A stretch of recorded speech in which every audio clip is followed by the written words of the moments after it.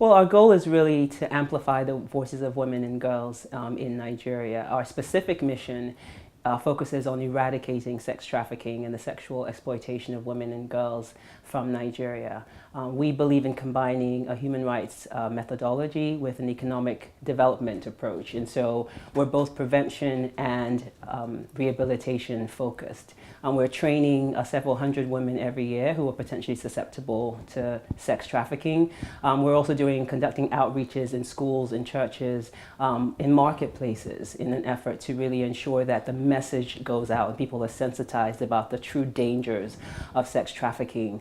On the rehabilitation end, we're also providing personalized action to healing plans for survivors who have been trafficked overseas and are now returning back to Nigeria. Like I said, our mission is to eradicate sex trafficking from Nigeria. And so I think if you're using that as the measure of success, then we certainly have a long way to go. But what we're doing is redefining what success looks like. And so if you consider the fact that a trafficked woman who has been trafficked overseas and is now returned to Nigeria is returning completely hopeless, in a position where they're unable to determine a means of sustainable financial independence for themselves, we are then providing an alternative, because the reality is that a lot of our women and girls are now viewing prostitution as an alternative to poverty. And so what we're doing is providing viable, economic, sustainable opportunities for them. And so in that regard, I certainly think that we're successful.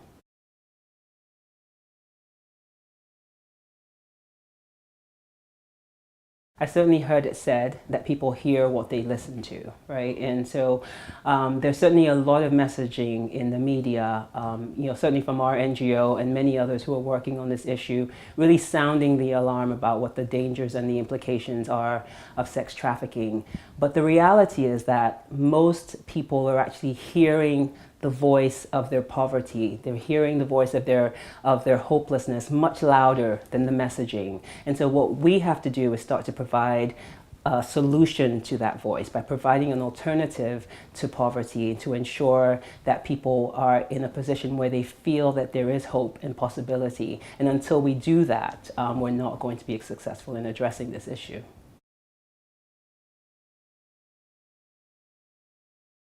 I think that there's certainly a lot more that the media can do, starting with ensuring that they're engaging the right group of people and ensuring that they're actually considering the vulnerability criteria that renders young women and girls in the age group of 15 to 25 particularly susceptible.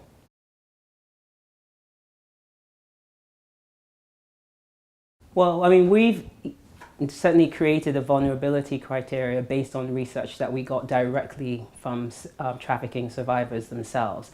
And so the top three reasons are certainly poverty, a lack of economic opportunities, but there's also a lot of parental pressure. There are parents who are pressuring their young women in that age demographic of 15 to 25 to actually consider prostitution as an alternative to poverty.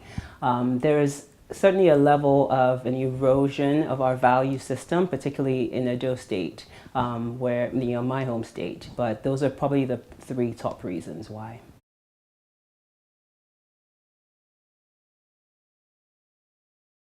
A few years ago, when I started doing this work, I would probably say it was about 50% of the women did not know that they would be working in prostitution.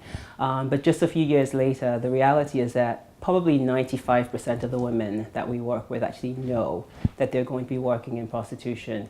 What they don't know is the reality of what that life ultimately will look like. They don't know that it's going to take them longer than 6 months to repay a debt of $50,000, $60,000 back to the trafficker. They also don't know that they're going to be forced to have had sexual encounters with anywhere between 4,000 and 6,000 men. They don't know that they are going to be beaten and raped and forced to do things that they would never have imagined, and forced to return back to Nigeria completely empty-handed.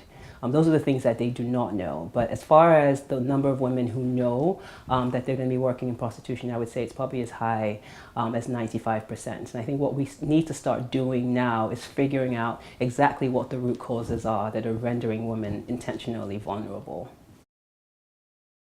The reality is that 80% of the homes in Edo State either have somebody who has been trafficked, they have someone who is a recruiter in trafficking, they have someone who is a madame in trafficking, or they have someone who is a trafficking victim.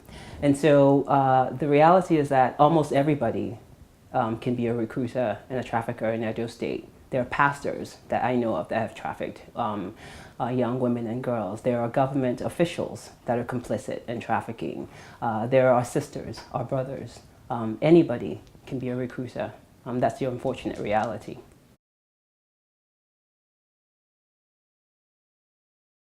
Across Nigeria, from our findings and the research that we've done based on information that we've gleaned from survivors, poverty is certainly the main reason why. Again, there are a lack of economic opportunities. But the truth is that Edo State is not the poorest state in Nigeria. We're also not the state that has the least economic opportunities. And so what is it that is driving our women and girls to consider prostitution and to quote unquote volunteer to work in prostitution? And the reality is that part of it is that our value system has been corrupted to a certain extent. There are lots of women that now consider prostitution the status quo. It's part of our functioning economy in Edo State, and there are lots of women who, if you don't have somebody who's overseas working in the sex industry in Europe, you're actually looked down upon in Edo State. And so part of the reality is trying to figure out how we're actually going to start to change our value system, how we're actually going to define success in more traditional ways, because the reality is that the age group of women who are most vulnerable to trafficking in Nigeria currently have grown up looking at someone or defining success by someone who was a trafficking victim who then turned into a trafficker. Right? And so we now have to offer alternatives that are going to allow women to start to view themselves, value who they are. And until that is done, you're going to see this issue continue to proliferate in Edo State.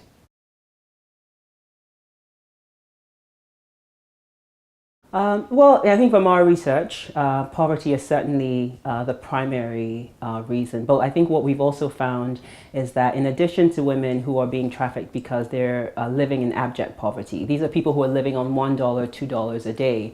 We also have women who are living in poverty but also being pressured by their parents. We have women who are living in poverty and have little to no economic opportunities. So it's generally a combination of poverty and some other factor. So there are women whose value system has been eroded in some way, where ambition has now turned to an unhealthy thing, when generally ambition is a positive thing. And so I think what we're finding overall, that it's a combination of poverty and some other factor.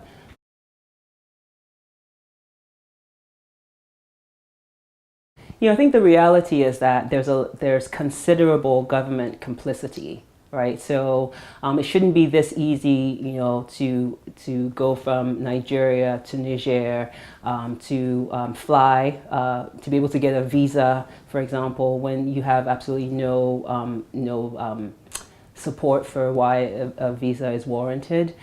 So it's possible that because there are many people in government that are part of the trafficking cartel, part of the trafficking ring, that may help to explain why there's not been as much focus as there should be. But that being said, I think our government is taking the issue seriously, particularly since the CNN video that came out in November of 2017. And so I think that there are efforts being made to address this particular issue, but certainly more needs to be done.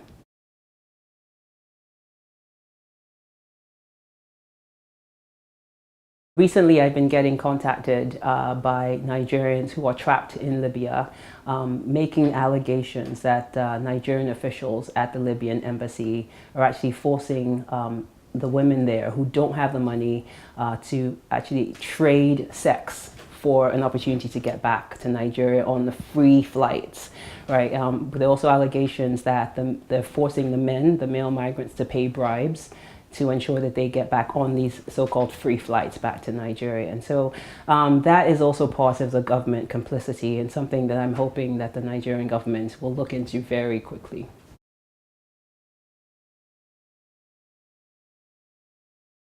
Like I said, I think there's, certainly some level of government complicity, but the issue is also rather massive. I think Nigeria is trying to take some sizable steps in addressing this issue.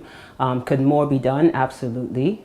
It's important that we ensure that we educate women, and you cannot move any country forward by leaving half of the population behind. It's also absolutely important that we ensure that men are educated, right? The way that they are socialized needs to be addressed. The way that they view women and value women, patriarchy, is something that certainly needs to be addressed in Nigeria. It's also important that economic opportunities are provided to support women and girls, right? Because women in and of ourselves are not vulnerable people. We are the most resourceful, the strongest, most powerful things that God ever created. So when you intentionally render women vulnerable by not providing them with economic opportunities, by not educating women and girls, they end up being vulnerable. I think that the European Union certainly needs to do a lot more on their part. It's important that they provide safe and legal alternatives so that routes can actually be opened up to migrants who want to go to Europe to study, to work, and then return back to Nigeria. It's also important that they start to humanize migrants, right, and really change their perspective on the way that they see African people, particularly, who are looking for an opportunity to better their lives. So I think that one more thing that the European Union, the governments in Europe, can do is ensure that they address the demand. Because what tends to happen is that, obviously, if there's no demand, there generally won't be supply, right? Basic economics. But in Europe, what we're finding is that a lot of European men would rather torture, rape, beat up our own Nigerian women and girls than do the same thing to their own young women. And so that is certainly an area of focus that if the European government addressed, we would see a sizable decrease in the number of women who are being trafficked. The majority of women who have returned have either been deported, have had their asylum claims denied. Most of them have not voluntarily returned back to Nigeria. And so the reality is that they come back extremely dejected. They come back dealing with the reality of what stigmatization will look like in Nigeria. Most of them are hopeless. We certainly have had women who are suicidal and don't know what to do or which way to turn. And so what I like to say about Pathfinders is that we're a completely judgment-free zone. We are all love, and we embrace every single person, and are honored by the fact that people are willing to share their truth with us. And so what we're doing is providing rehabilitation plans, what we call our PATH plans, P-A-T-H, personalized action to healing plans. These are rehabilitation plans that are curated by the survivors themselves. And so we say to every survivor, what does rehabilitation look like for you, right? And so we offer them free legal services, counseling services, medical care, as well as vocational skills training. We offer shelter, education scholarships, opportunities to start a small business, and we also provide training so that they are able to ensure that that business is sustainable. And so each survivor then gets to create their own rehabilitation plan, and that puts them in a position of empowerment, particularly after they've been so disempowered by the reality that they've just endured.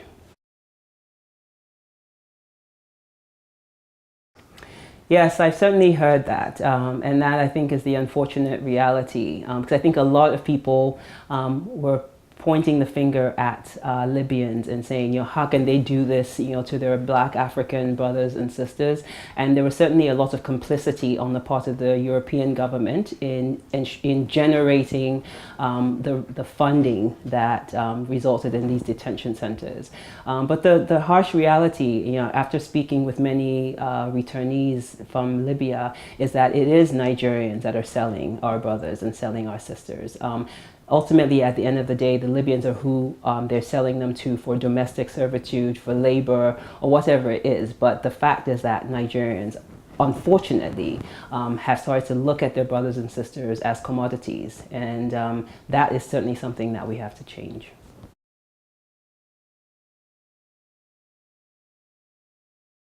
I don't think I will be satisfied until, no woman or girl is sold.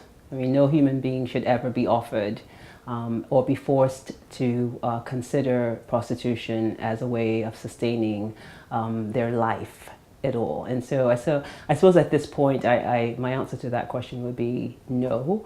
There's certainly a lot more that all of us collectively can do, not just the Nigerian government or the European government, but also NGOs in Nigeria. But at the end of the day, it will come down to every single individual.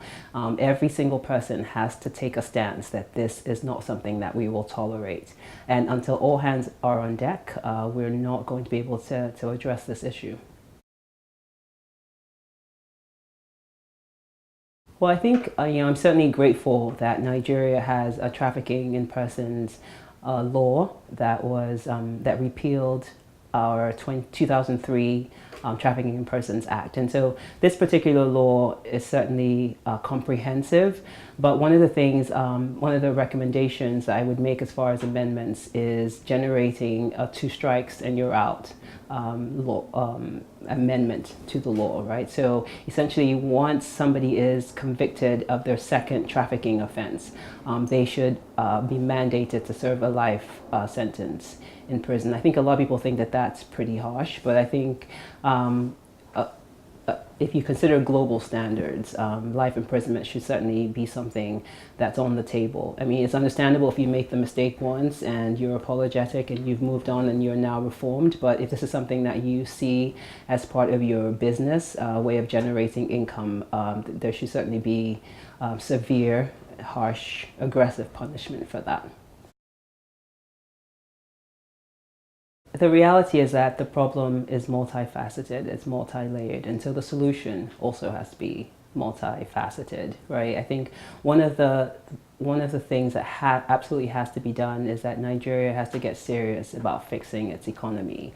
Most of our survivors tell us that if the Naira-dollar exchange rate was 1-to-1, they certainly would not consider being trafficked or view trafficking as an alternative.